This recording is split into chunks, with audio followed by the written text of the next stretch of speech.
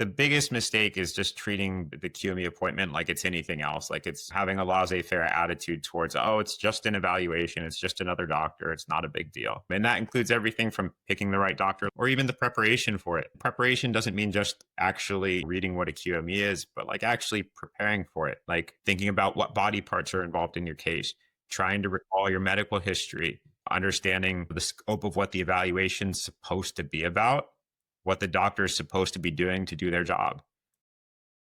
So I have a question for you, Bilal. Yeah. If someone just opened up a workers' comp claim, they're just starting the system, where in a timeline would they see a qualified medical evaluator? Like, would this be right at the beginning, or how does this fit into a claims timeline? Sure. So QMEs can show up in a case at any time. It just depends on who requests it and when and why. Mhm. There are probably two of the very most common scenarios in which case, a QME is used. And that's either after the insurance company has just flat out denied liability for the case, meaning we're not going to provide you any medical treatment. We're not going to provide you any benefits. The case is just over. We disagree with the fact that you've been injured and we're not going to help you. Mhm. That's usually scenario number one. Scenario number two is usually when there is a bad treating physician report. When someone gets injured, they're sent to the preferred workers' comp industrial clinic for the insurance company, which they're preferred for a reason, right? They're usually not going to be on the injured worker's side. Typically, the industrial clinic is incentivized in order to stay within the medical network for the insurance carrier to limit the costs of claims and to get you back as work as soon as possible, which means you probably have a disagreement with the direction that the treating physician is going, in which case you would want to request a QME. So Got it. those two issues pop up fast. Insurance companies only have 90 days to make a decision about liability for a workers' comp case. And usually when you don't get good vibes from your treating physician, it's pretty fast. I think it's very rare that someone would be with a treating physician they hate for, 2 years and then decide, hey, what, this person's been awful to me for 2 years, so I want to get a QME. Usually Okay. it's pretty quick that I think you would do those things. And strategically, it benefits you to get a QME faster because of your ability to pick the panel specialty as well, which really matters. Okay, so can you tell me a little bit about what a QME does positively to a case, to a claim, to someone that is trying to fight the system? How does the QME have this high impact? What's the positivity behind it? So when we talk about what happens in workers' comp, there's how decisions are made. There is a administrative law judge. The judge is not by any means a medical expert. Neither are we. The doctors are the medical experts. And so really when the judges make decisions about case, they're relying on the medical experts, at least as far as medical issues are concerned. And typically what we see is that the treating doctors, the person that you see for your medication, your injections, whatever it is, um, their job is to treat you. And that's what they're good at, to the extent they're authorized to by utilization review, which is, another topic we talked about. But, their primary focus is there to, give you the care you need to get better, not to write reports. And so when we think about QMEs being the evaluators in work comp cases, their sole job is to write reports and evaluate you. And so when we're talking about what the judge will rely on in making decisions about your case, typically it's the QME report that carries the most weight because their whole entire existence is to review all your medical records and write thorough narrative reports about everything they're supposed to. And so when we talk about how important the QMEs are, we're really talking about, them kind of holding the life of your case in their hands. Yeah. If they write a really bad report for you, sometimes you can get the primary treating physician to write a rebuttal report to the QME, and there's some good doctors that will spend the time to do that. But sometimes it's very difficult to get a report from the treating physician to compete with the QME report. And Hmm. all things created equal, usually it's the QME report that the judge will be relying on because it's typically much more thorough. Got And it. again, when we're talking about the issues, we're talking about whether or not you even have a case, Right. whether you should be collecting temporary disability benefits or not, whether or Hmm. not you're entitled to any permanent disability for your injuries or future medical care and what body parts are involved. So these are all like major, major, major issues for your workers' compensation case that oftentimes the QME is the person that actually decides. Okay, so that makes sense. Obviously, after the way that the timeline of the QME was set out in the actual presentation. The part where it says your benefits and case direction make total sense now, because depending on what that doctor reports or where this leads, it's where your case heads, right? So can we talk a little bit about what does an injured worker want to see in their QME report? Obviously we need to be accurate with pinpointing what is hurting us and be truthful about what's happening to our body. But what does the QME look for?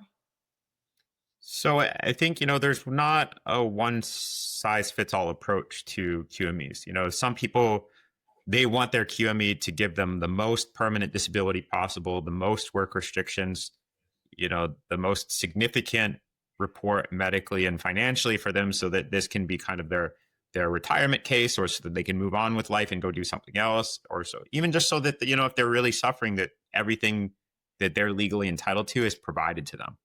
There's other people who want to minimize their injuries. We do a lot with police officers and firefighters. And, the firefighters in particular, they get beat up. I think they lift a lot more heavy equipment, deal with a lot more intense stuff than police would be doing day to day, I think, at least what I see. And so a lot of firefighters come to us with minor injuries. And these minor injuries still keep them off of work for a little bit, still give them some trouble. They still have aches and pains and problems after medical treatment's done.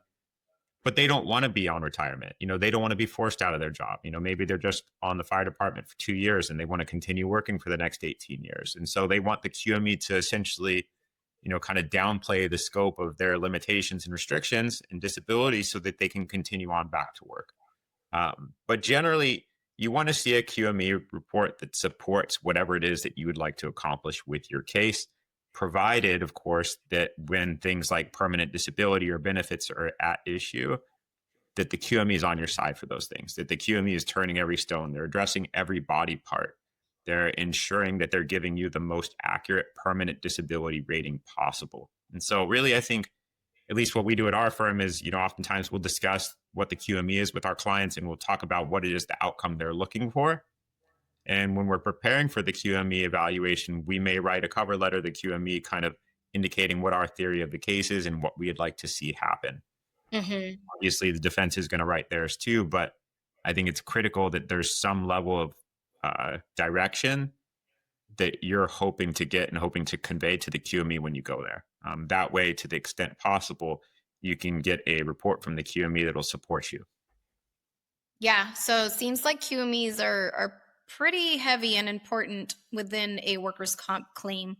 I do want to invite you to reach out, take advantage of the webinar. So you can either call us. We're going to be putting the phone number on the screen where you guys can call us directly to the 510-686-6008.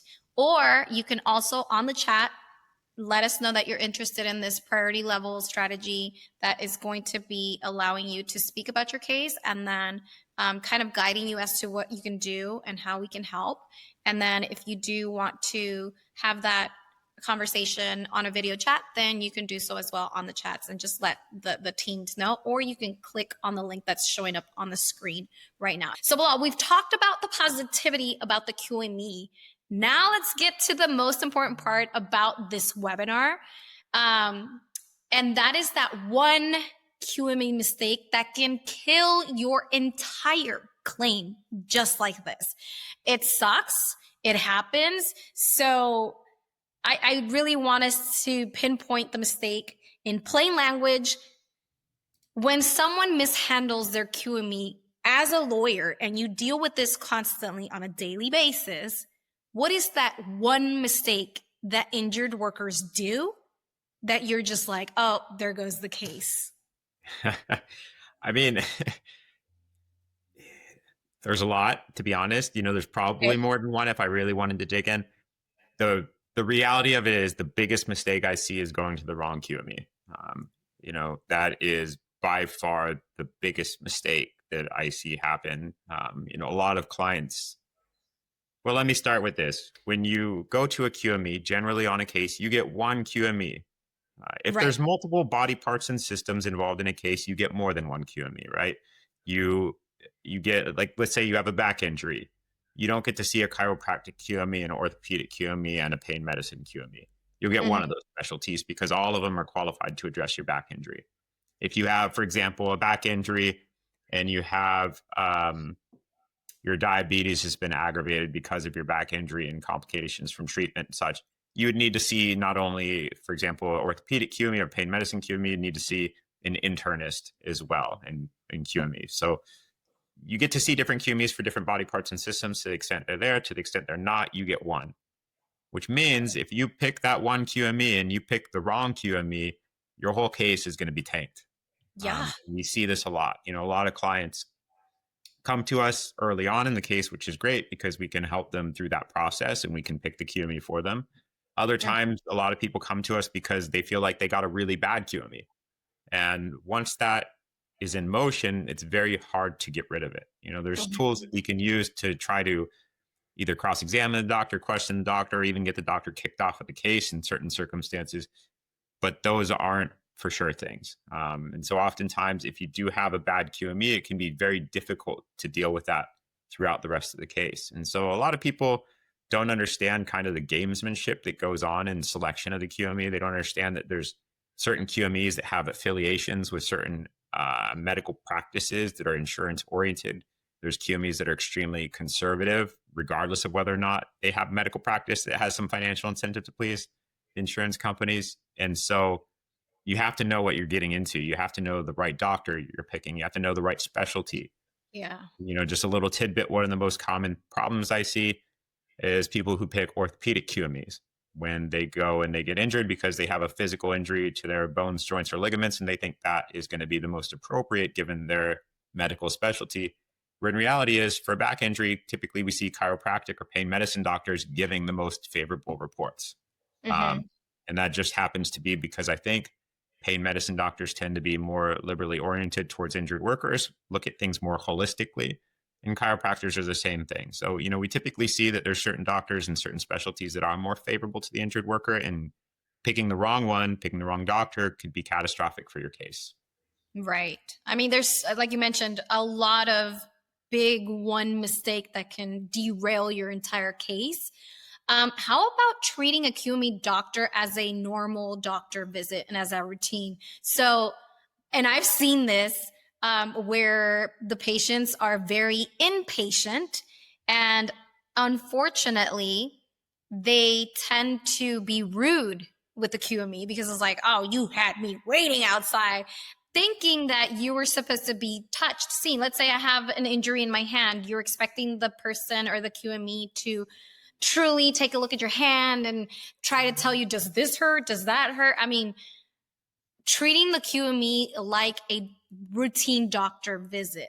Can you tell us why this hurts? Yeah, I mean, I think this is ultimately what I was trying to get at, with my comment as well is, it's really eh, the biggest mistake is just treating the QME appointment like it's anything else, like it's having a laissez-faire attitude towards, oh, it's just an evaluation, it's just another doctor, it's not a big deal. And that includes everything from picking the right doctor, like I was spending time discussing, or even the preparation for it. And preparation doesn't mean just actually reading what a QME is, but like actually preparing for it, like thinking about what body parts are involved in your case, trying to Hmm. recall your medical history, understanding, the scope of what the evaluation's supposed to be about, what the doctor is supposed to be doing to do their job, and really Yeah. getting yourself prepared so that when you go in, you know what to expect. Two, if possible, you can hold the doctor accountable. And three, you know what's going to come afterwards.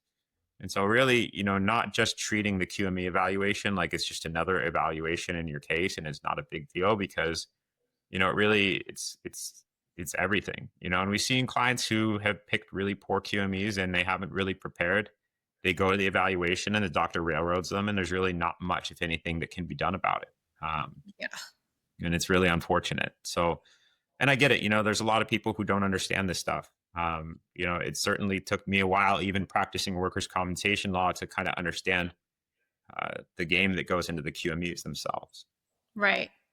What about deadlines? Can you talk a little bit about the deadlines that happen within QME? Because I think there's also pitfalls that come from missing deadlines or not going to your appointment, Of course. Um, When we talk about the QME responsibilities of the doctor themselves, we talked about their evaluation timelines, right? When they can see you. We talk about when their reports are due. After an initial evaluation, the report needs to be done within 30 days. If it's a supplemental report, meaning additional information was provided to the doctor after the evaluation, to write a follow-up report. Common example of this is you see someone who's gone to an evaluation. The doctor does an evaluation and says, hey, this person had an MRI that I want to see before I write my final report, or, hey, I think this person needs a MRI before I write a final report. Person gets the MRI, or the MRI is provided to the QME evaluator. The QME then writes a supplemental report addressing their findings. When you have a supplemental report, it's due within 60 days. So there's a timeline. Initial evaluation is 30 days. Supplemental report is 60 days. Now, if the doctor misses the evaluation report deadline, technically you're allowed to replace them. You're allowed to kick them off the case.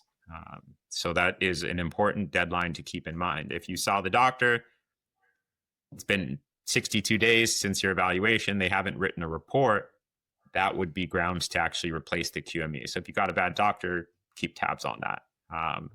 The QME process itself does have strict timelines for when you request the QME panel, which you have to do dependent on the type of issue you're dealing with, whether it's a claim denial or an objection to a treating physician report. But afterwards, really, once a QME is on a case, if they're late for things like supplemental reports, it's very hard to get rid of them. The judges will typically give them quite a bit of leeway. The more involved they are in a case for a longer period of time, it becomes harder and harder to replace them, depending on what's going on in the case. Right. Okay. So these are very important details that we want you to take into consideration. Again, the insurance company is not going to tell you this. They're going to be like, oh, too bad, so sad, you missed it, or you didn't say X, Y, and Z was hurting as well, so that's not on the report. We did mention it earlier in the slides. If you guys were able to read some of the slides, there is this part right here that it says, if it's not in the record, it may not exist to the evaluator, which is why it's important for you guys to truly pay attention to this appointment of the Qualified Medical Evaluator. We've actually made it easier for them, Bilal. The entire team has created a checklist that if you registered through our webinar registration, you're going to get in an email. It's this entire checklist that's going to help kind of make sure you cross all the I's, all the T's, and dot all the I's, and make sure that you really are on, a winning strategy, I guess you can say, for the opportunity to truly be able to be successful in your claims. So, dates, obviously we talked about this, Bilal, knowing every deadline, setting alerts. I don't know, if you are a hard sleeper, make sure you put like 10 alarms, make sure you have your friends sleep over so that they can wake you up. Obviously confirming that, your doctor matches your injuries, because that'd be so hilarious if you are, dealing with a foot issue and you end up getting a hand doctor and it's just like, what? Completely different. Obviously there's a lot of documents that go into place as well. So I think it's important to know what documents you need to take. Keep your story straight. They forget about what they said in the first time. So storylines and just knowing that your story sticks and that it's the same is also very important. So yes, we're going to be sending everyone this checklist on an email for those of you that want it. If you guys want to scan the QR code, it'll take you directly to the priority line bypass, and it'll connect you directly with one of our intake specialists. You can also call the office and the phone number that's going to be on the screen as well.